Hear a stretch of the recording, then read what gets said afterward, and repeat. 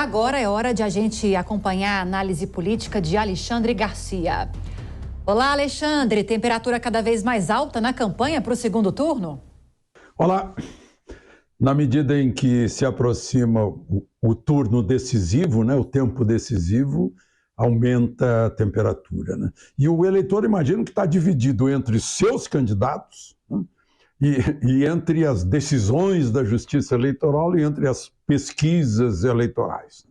Essa semana, por exemplo, o ponto alto aí da temperatura foi o afastamento do governador de Alagoas, candidato à reeleição no segundo turno, né?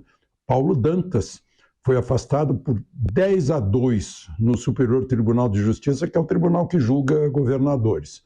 Qual o motivo? Bom, foi enquadrado em peculato, organização criminosa, lavagem de dinheiro. Ele, a mulher dele, que é prefeita de Batalha, uma irmã e 2 cunhados. O pai dele chegou a fazer gravações tentando livrar a honra da família e acusando o filho.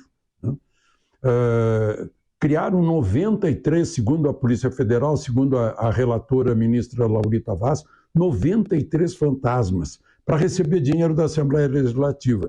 Recebiam assim por mês de 16 mil até 21 mil de salário. Quer dizer, só que não, né?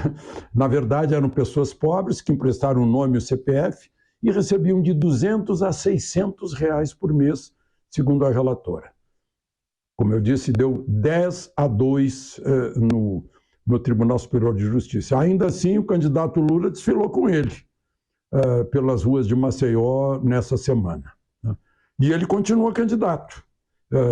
Ainda não foi enquadrado na ficha limpa porque o que houve no tribunal foi um afastamento e não o julgamento, né? A despeito de todas as aparências, ele continua candidato. Pois é, Alexandre, continua a briga das campanhas no TSE pela retirada de conteúdos e também a derrubada de propaganda eleitoral, não é? Sim, contra Bolsonaro aquela história de canibalismo. E contra Lula foi proibido chamar de ladrão e corrupto. O argumento é que ele tem direito à presunção da inocência. Aí, de novo, as escolas de direito vão ter que parar para pensar, né? Porque, afinal, ele foi condenado com provas para condenação, tanto que o Tribunal Revisor confirmou as condenações, né? Foi tudo perfeito.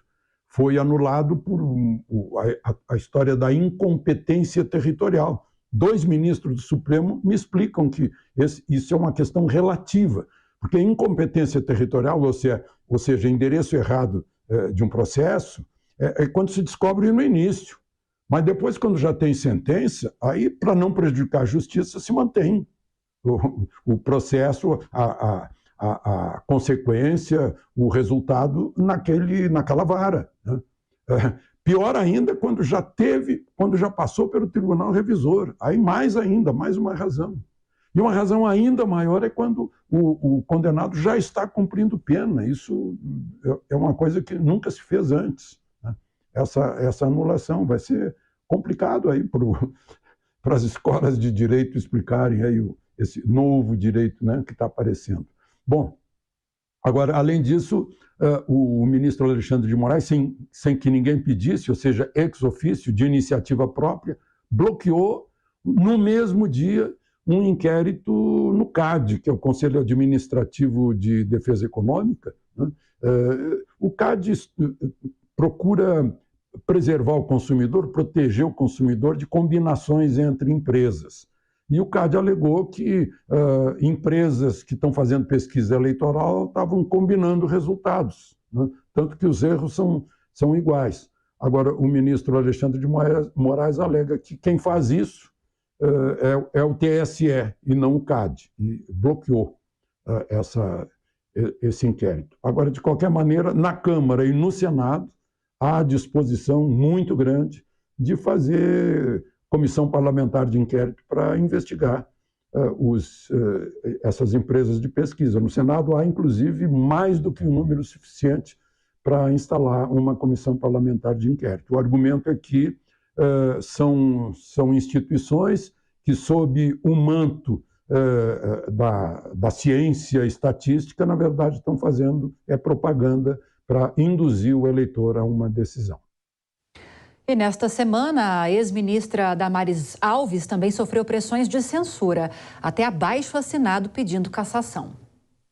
Pois é, agora senadora Damares, né, futura senadora Damares, denunciou uma pedofilia com coisas horrorosas na ilha de Marajó, com base em dados da CPI da pedofilia, conforme disse o também recém-eleito senador Magno Malta, que fez parte daquela CPI, era relator, o presidente. Agora, interessante foi a reação, né? Uma coisa tão horrorosa, a reação foi batendo em quem denunciou, né? Teve uma conhecida rainha que imitou a rainha de copas do Alice no País das Maravilhas, né? Cortem-lhe a cabeça, cortem-lhe a cabeça. Coisas estranhas estão acontecendo. Agora, foi bom porque tudo isso chamou atenção para algo horroroso que está acontecendo no nosso país, né? Com as crianças, da ilha do Marajó, segundo ela.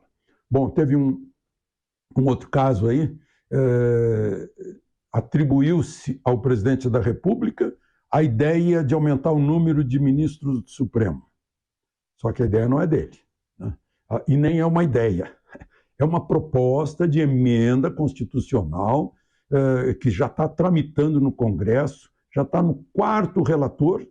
O relator hoje é o recém-reeleito deputado Luiz Felipe de Orleans e Bragança. Já foi relatora a filha do Garotinho, a Clarice Garotinho, a filha do Roberto Jefferson, a Cristiane Brasil, né? o Alexandre Molon, já foram relatores.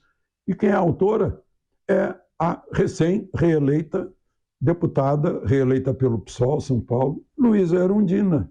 É a PEC 275, de 2013, que propõe que o Supremo se transforme em corte constitucional, exclusivamente constitucional, com 15 ministros, e deixe de julgar essas pessoas de foro privilegiado em crimes comuns, como presidente da República, deputado, senador, procurador-geral da República, etc. Vai tudo para o Superior Tribunal de Justiça, que fica com 60 integrantes, hoje tem 33. A justificativa da deputada Luísa Erundina é que os ministros do Supremo estão agindo como tribunais penais, né? Estão todos sobrecarregados e não dão conta de seus processos, né? Bom, uma outra questão da semana foi também atribuir ao presidente da República a história do sigilo por 100 anos. Não é dele. É uma lei sancionada pela presidente Dilma em 2011. Né? Assinam a lei, assinam a lei Gleisi Hoffmann, por exemplo, que era ministra, Maria do Rosário. Né? Artigo 31 está falando dos 100 anos para preservar a vida privada das pessoas. Agora, Alexandre, nem com o feriado da Padroeira do Brasil no meio de semana, os candidatos pararam, né? Pois é, os candidatos estão à busca de votos sem parar, né? No dia do feriado da Padroeira, o presidente Bolsonaro esteve em Belo Horizonte no encontro de evangélicos, depois à tarde em Aparecida no encontro de católicos. Um conhecido bispo da esquerda, Dom Mauro Morelli, hoje aposentado, disse que era o enviado de Satanás. Semelhante caso aconteceu com Lula, que foi ao Complexo do Alemão, vestiu um boné polêmico e todo mundo deu as interpretações do boné. Mas, enfim, o Bolsonaro esteve lá no extremo sul, esteve em Pelotas, esteve no centro do país, em Duque de Caxias, e hoje foi ao Maranhão. Né? E Lula, por sua vez, esteve na Baixada Fluminense, depois foi para o seu estado natal, onde defendeu a candidatura da candidata do Solidariedade contra a candidata do PSDB. Ou seja, a gente está vendo aí que poderia ser um jogo de xadrez, mas não é. É uma colcha de retalhos essa campanha. Veja, por exemplo, Simone Tebet, que era adversária de Lula no primeiro turno, agora faz parte lá do comitê de Lula, né? Que tem o Randolfo Rodrigues, tem o Carlos Lupe do PDT, o Randolfo da Rede, agora tem a Simone do MDB. e já deu um conselho: olha, não usem o vermelho, pode assustar as pessoas. Eu acho que semana que vem a gente ainda vai ver mais. De Brasília para a Jovem Pan, Alexandre Garcia.